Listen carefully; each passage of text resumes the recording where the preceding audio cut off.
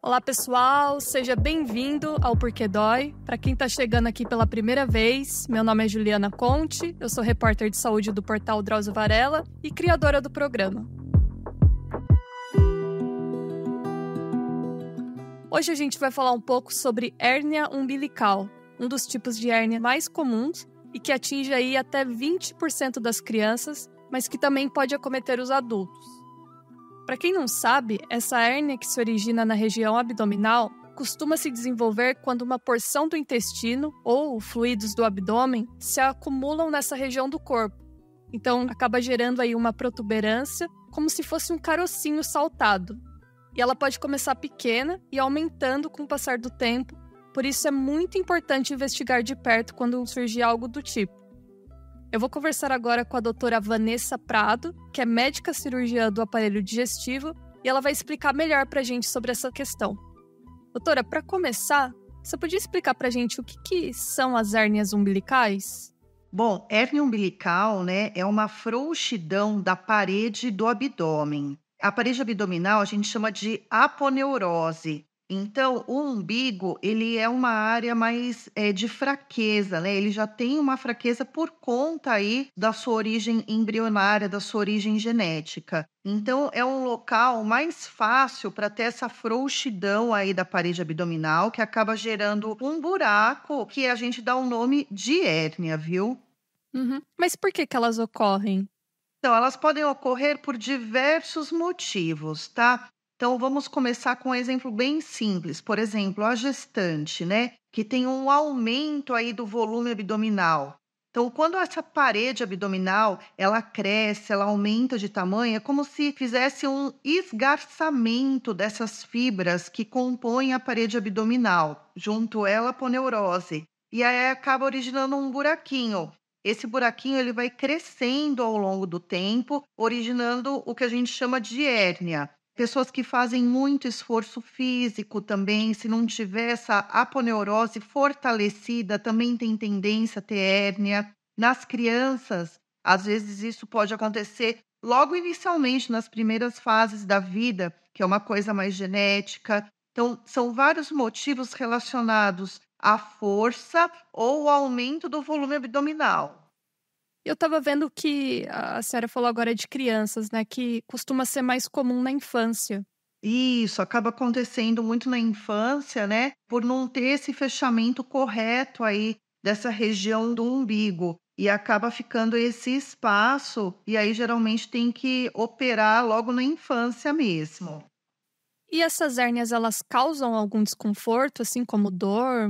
Explica pra gente um pouco sobre os sintomas.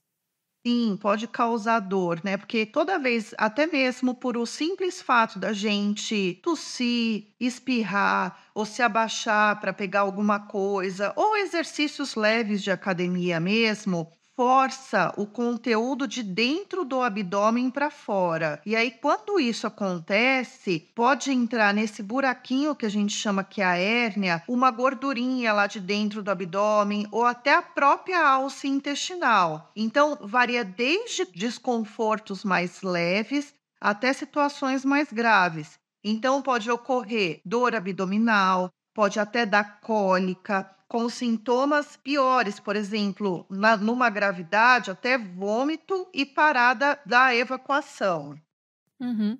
Alguns usuários mandaram, assim, perguntas pra gente, falando que foi identificada a hérnia, né, nessa hérnia umbilical, e que não causava tanto incômodo, e estava perguntando, inclusive, se podia pegar peso, fazer musculação quando tá no começo, assim. Isso é indicado ou não? Tem que tratar logo no início?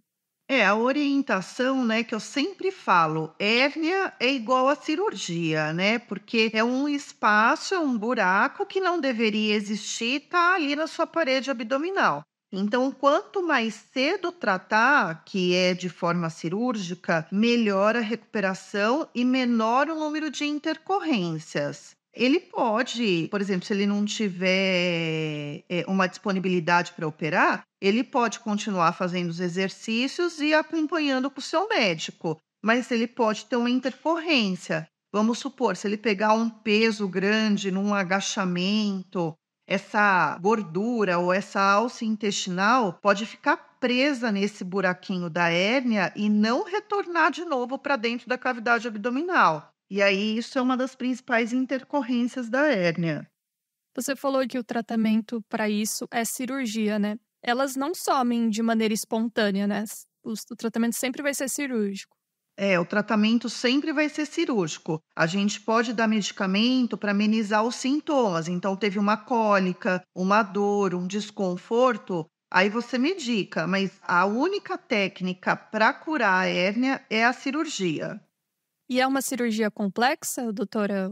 É uma cirurgia relativamente simples, tá? Se diagnosticado inicialmente, né, uma hérnia pequena de até 1 centímetro, o paciente pode ir de alta no mesmo dia, faz uma recuperação de 1 semana em casa. Existem hérnias maiores, né? Hérnias que podem chegar até 5, 6, 7 centímetros, dependendo do quadro clínico do paciente. Aí vai uma recomendação diferente para o pós-operatório. Mas a dica é, se tem hérnia, o ideal é tratar logo.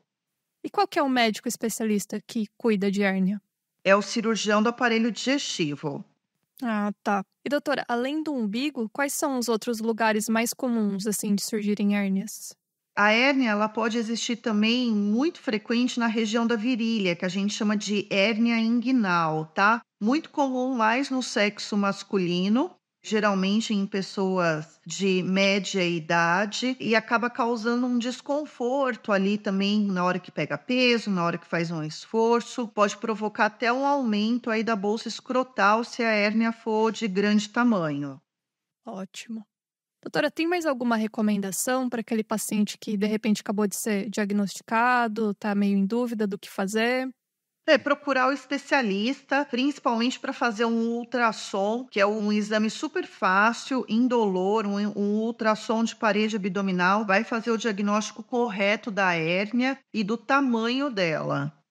Certo. E a gente falou da cirurgia, mas só para finalizar rapidinho, para falar sobre a recuperação, né? Você falou que não é uma cirurgia complexa. Eu imagino que a recuperação também seja um pouco mais tranquila.